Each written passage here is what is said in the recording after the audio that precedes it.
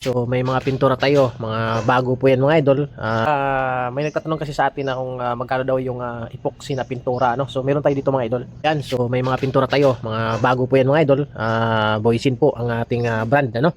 So ang epoxy primer mga idol, ito ay nagkakahalaga to more or less 1,000.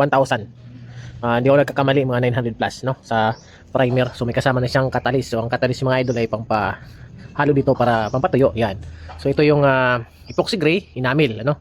So ito pang top coat, yan. So ito combine yan sila. Ito ay nasa 1 plus din, no, yung ganitong pintura. So si boss kasi ang bumili nito kasi dadalhin namin to sa pier bukas. Doon to ipipintura. So ilang galon yan. So ito yung ating sa hallway na kulay green, yan. So isang sheet din yan mga idol, no, may catalyst din yan.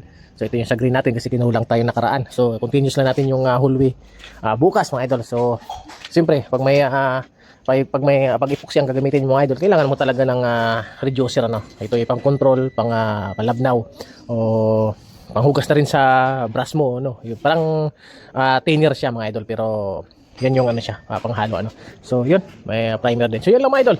So budget kayo ng 1,000 sa isang galon.